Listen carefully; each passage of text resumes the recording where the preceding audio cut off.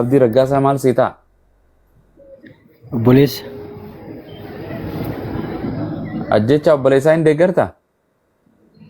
Hin deeggaru. Maaree duba jechuun namoota ijoollee kiristaana keessaa muraasni bara waan haasaan baay'ee argitaami. Ana miidhamuu kee ture amantii ta'e jechuun amantii kee hordofu akka ilma kan obboleessa koo kan sabaati ani miidhamuu kan kee yoo hin qafeene wal qeeqnee hin jaaladhu never sagaleen sii ta'a malee yoo miidhamte yoo amantuma keetu hin feene si deeggara miidhamuu yoo miidhamte si cinaa dhaabbadhaa beektu mootummaa keenya kanaan nu dhibe wallahi. Ani maal jechuu barbaade beektu asirratti TikTok irratti namni ba'ee haasa'u ani karaa musliimaas haa ta'u karaa kiristaanaa nuni akka kiristaanaatti namni abdiin qeeqeeraa arrabseeraa kana balleesse sana balleesse waan akkasii keessa galuun barbaadu garuu wanti nu gammachiisu hin jiru badii nama tokkotti iyyuu nama ta'e yoo namni yoo seexana ta'e malee dhukkubsachuu isaatti baduu isaatti wanti bu'aa argatamu hin jiru. Kiristaanni akka kanaatti barsiisus hin jiru. Kiristaanni badii nama lallabus barsiisu hin jiru. Seenaa macaafa qulqulluu keessattis akkuma silayyuu haasaa turte namni kiristoosiif yookaan kiristaanummaa isaaf akka inni gatii danfa zayitii irraatiin dhibee jechuun bakka gatii ka kaffale malee akka nama dhiibeen dhageessu seenaan akkasii hin jiru caafata keessa. Namoonni dhuunfaan asirratti yaada isaanii ibsatanii waldaa kamis bakka bu'u jedhee hin yaadu amantaa kamis bakka bu'u jedhee yaadu.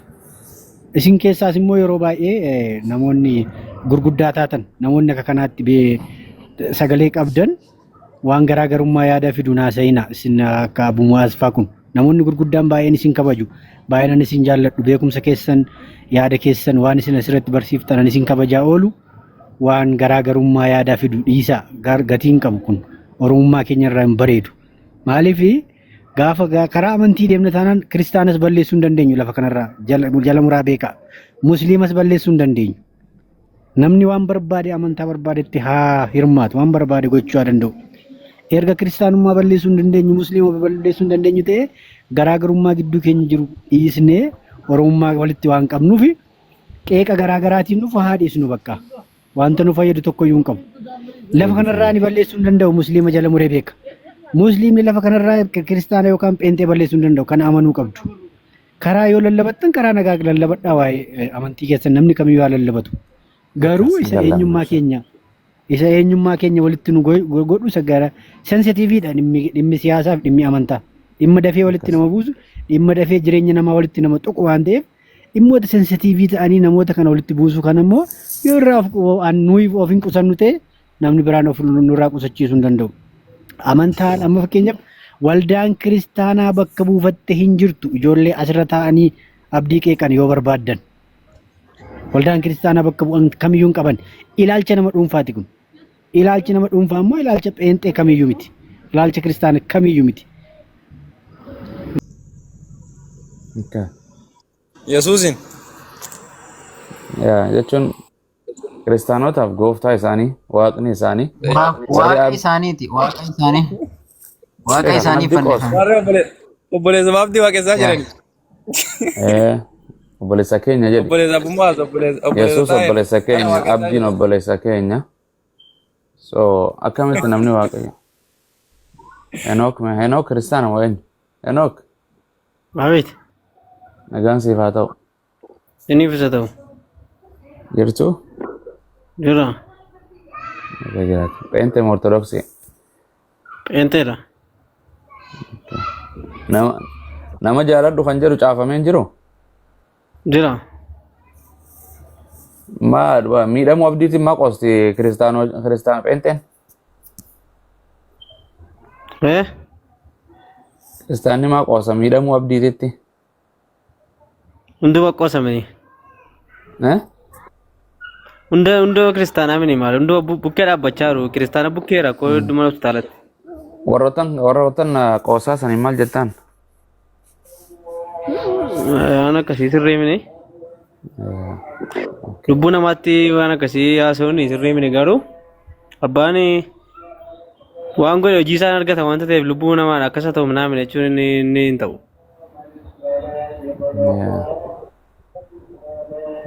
Masjida jirta eessa jirta masjida jala jirta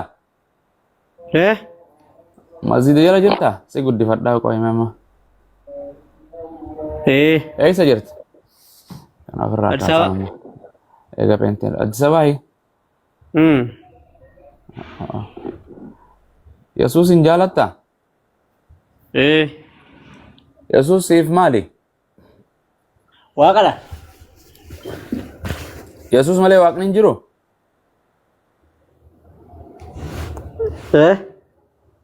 Yesuus malee waaqni hin jiru viidiyoo bahime Finfinnee sin laalla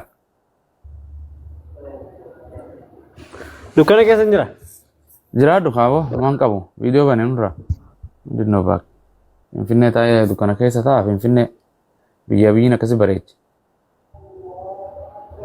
akkas maali kaameraa harka kaasika harka kaayan jiru maa dukkanni mabraati maali mabraat xaffaa Finfinnee ala taara mana jala alan jiru mabraatiin Henook ol deebimeeti Henook akkas qabsi amboolit daa'ima xoxxoo baasu jirta mabraatitti suuq eeywa andaza akkas jaarsa winsi see bara boote qeyi robar inde laalame isa bareedaa kanaatu ilma namaa waaqeessa haala jiran laalame kanumaatu fakubbat wujuuhum guyyaa qiyama kallachaan fi naari jahannama khaalidan mukhallada ya rabbi khii ya Allah Akading kena nami berbahasa kebalcak kau. Ini kau tanya aja lah ya Rabbi, kemarin video bayi jalan. Ini kau nasi tahu bari. Ayo. Network saya kucing, network kau. Bila Farah network malu mana nagang kau. Assalamualaikum warahmatullahi wabarakatuh. Waalaikumsalam warahmatullahi wabarakatuh. Kam tuqaanyi dhalaata ustaaza kami nagaa waaqni du'umo namni du'uuf dhalate dhukkubsatu waaqni du'u abdiin immoo akka ilaalcha kiyyaatti waaqa jara irra caalee jira beeta amma dhukkubsatee jechuudha du'a jarri kun du'ee du'a moo'ee mire inni sun du'in du'a moo'ee ka'ee jechuu kanaafu koongiraa warri du'amoo isaatti gammaddan guutuun keessan baga gammaddan maaluma yeroo marraa 70 namaa dhiifama godhi jedhanii 70 marraa jedhanii bara biratti wangeela keessatti isaan yeroo 70 wasitti maal ta'e jedhan agarree barus tasoolan immoo kana ajaa'ibee taa nama keessaa isan na ajaa'ibe akira amantaadhaafuu gubatee dhaqee mire dura sabummaadhaan beekna sabummaadhaan uf beeksise beektaa osoo akkasitti eegnuu dheengadda dogongoreenaan dogongortee bee jennaan lakki amantaa fi miti jedhe hayyee amma immoo duubatti hin deebi'u laa wallaahi waan ajaa'ibaati beek duubatti hin deebi'u akkasumatti itti fuufa wanna kana caaluun silaa isa galaagalla jedhe laa santa wajjinu maal jedhe beektaa osoo ana ta'e hin dhiisu jedhe amantaan tiyya garuu hin hayyamtu jedhe laa amantaafuu aaree akka jedhe waan amantaan hin hayyamne maa hojjetere agarrama nyokkosun akkana jechuun wamaa tukhfii suduuruhum akbaru rabbiin jedhu bar taban sayna isan ولا تؤمنوا إلا لمن تبع دينكم أبدا وان قلبين لو خيفت تزاني رقدو جربين إنما ناجري ورا من تيتي يردو فمالي أبدا كسي مصطفى السلام عليكم وعليكم السلام ورحمة الله وبركاته كم جرتو أستاذ جرتو سومني كم نجا الحمد لله akka gaarii jirru wallaahi gammachuu keessa jirra gama tokko xiqqoo waa qalbiin murte sanaaf malee wallaahi bareedatti jirra. Maa du'uu fi miidhamuun ajjeema. Eenyu Itoophiyaa keessatti haadha ofii ajjeese Islaama moo Kiristaana? Deengadda? Kiristaana malee. Maa duba kun jechuun kanaan inni Kiristaana haadha ajjeesan jedhuun jechuun inni kun waan amantaa fi nama dhuunfaadhaan nama waa raawwata. eenyu kan jaalallee ofii qaadhimaa ofii ciree mana fincaaniitti hare engadda Itoophiyaa tana keessaa miti. So ummata yaada waan garii. Sammuu deebi'a. Jira. Hin jira yaa. Ustaaz baay'ee wallaahi gammachuun qabu gammachuu guddaadha. Maaliif jennaan diinii kana qabaachuu keessatti namni waa keessa darbee fi namni waa bukkee darbee gargari waliin argu jechuudha. Namni waa keessa darbe waa hima bar. Namni waa bukkee darbe garuu waan mullee hin qabu namis waa irraan baratu waan ta'eef namni diinii cimaa akkasii qabu chaalenjii akkasii arguun kun chaalenjii xiqqoodha wallaahi. Lubbuudhaan du'uun hin jira gaa. Du'uun hin jira waan ta'eef aarsa ta'uun hin jira waan ta'eef sana beeknee barreeti. Innaa ammoo rabbiin gargaaree buleessi keenya haala gaarii irra jira alhamdulillah. Akka warri dibbee reebaa turan sana miti jechuudha. Innaa warri dibbee reebaa turan dibbee isaanii faana haa galatoomanii dibbeen isaaniis kabajaan iddumattaa deebi'u ajandaa biraa taffi haa jedhanii jedhan dhaabbateera bakka kalaas taffi haa jedhanii. Hin jedhan. Inshallah rabbi gaddeebis gubamuun zeetaan irraan eegalee barattoota Yesuus nuun jedhanii warra wangeelota kana gahee baay'ee irbaatan hin gubamanii zeetiin gubamanii maal ta'e nuun jechaan jirtanii yaa balayyoon koo kan feente maali barattoota Yesuus Phaawulos nama meeqa gubuu ture nama meeqa fixuu ture duka buutoota Yesuus kan jettan hordoftoota kiristaanaa Phaawulos galaafachuu waldaa meeqa isaa gubuu ture fixee. Saamuu ture ajjeesuu ture maal isuma himuutu jira nama meeqa fixuu ture jedhaatu abdii kana godhe macalaasee zeetiin gubuu ture. Namichitu maqaan hin geeddaramin nama baay'ee fixee nama baay'ee macaq godhee fixee. Phaawulos har'aas nama jira bar har'aas nama fixaa nama fixaatuma jira uno dubartii lataatu fixaa jira abdiin zeetiin itti naqamu waaqaa miti abdiin. Nama. Horii galee eenyu Isaayyaas raajichaan ajjeefamne wangeela keessatti. Sirruma. Ajjeefamne Isaayyaas raajichaa. Yesuus Kiristoos waaqayyoon kan kee hin ajjeefamne nama Yesuus waaqayyoo fi gammaduu abdiidhaaf gadda maal hawwitan isin tittisarraa dammaa hawwitanii maal yaaddan jira keenya isin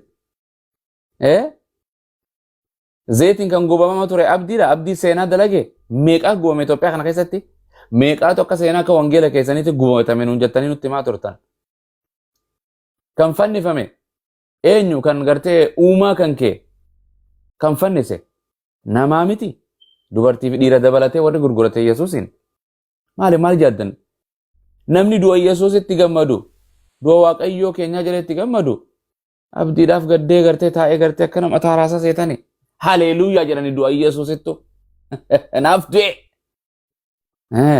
Ustaaz ragaadhaan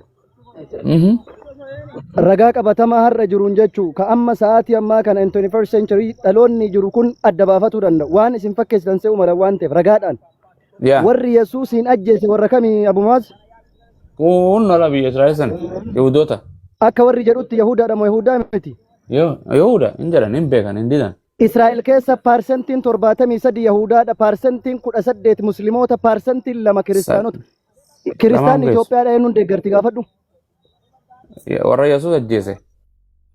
Yahudaa deeggarti miti? Tifoozoo ajjechaati bar tifoozoo ajjechaati jarri tifoozoo warra gartee duugaa sanyii deeggaru. Kanaafuu warra du'u gooftaa isaanii isa guddichaa gammadee warra ajjeesee fi ardhallee dibbee rukutu as taa'ee asii qaamaanillee si bira hanqannu qalbiin si waliin lolla si waliin tolla jedhu kana obboleessa kiyya yoo ajjeesu miti yoo asitti gubaniillee du'aa isaallee ilaalle bubbee kennan maaf na dhagahamaa yure. Gooftaan jalaa du'ee gooftaa warra ajjeesee gargaaranii jechuudha. Walumaa gala waan badu gargaaranitti qabadhaa isin. Dinka. Warahmatullahi wabarakatuh. Alaikum salam. Wallahi. Ustaz akkam nagaa jirtu? Nama dura jira laata? No isa sijala kanam dinka kanam dubbisu fade. Dinka. Wayye Ustaz. Nagaan siif haa ta'u. Ameen akkamati. Nagaa. Kiristaana moo Islaama moo waaqeffataati? Ani moo? Ani kiristaana. Yaadi koo gabaabaadha. Galatoomi jechuun warroottan dhugaadha namootan baay'ee siraan nuyi bakka buufateen jiru hundinuu gartee self maal select ofumaaf armal dhufee wanta jira ammoo san keessa warroottan abbootiin amantaa gartee gariin faarfattoonni daaqonni paastor yeroo waan akkana harkan dura dhaabbachuun dirqama isaanii taasisa an islaama keessa namni gartee osoo abdiin kiristaana keessa jiraatee akkana kan miidhamu taate ijoollee gartee ashooftuu ta islaama keessa deemtu kallatti kamuun jala deemeetiin gartee gufuutti ta'ee dura dhaabbadha so galatoomi kanuma jennaa inshallah waan jedhame kanuma hin galchaa kiristaana tokko galatoomi tole yesus kiristoos inni amantaa miti dinkaa koo Areda, akkas kun nama akkana jedhu barbaanna. Areda, Yesuus siif maali? Yesuus anaaf waaqadha, waaqa guutuudha, naaf waaqa guutuudha Yesuus. Okay. Yesuus waaqa moo ilma waaqayyooti? Yesuus ilma waaqayyooti, waaqummaa guutuu qaba, namummaa guutuu qaba. Ilma waaqayyoo kamii? Yesuus eega ilma waaqayyoo ta'e ilma waaqayyoo kamii? Ilma waaqayyoo abbaa. So kanaafuu inni ilma waaqayyooti malee abbaa miti kaa.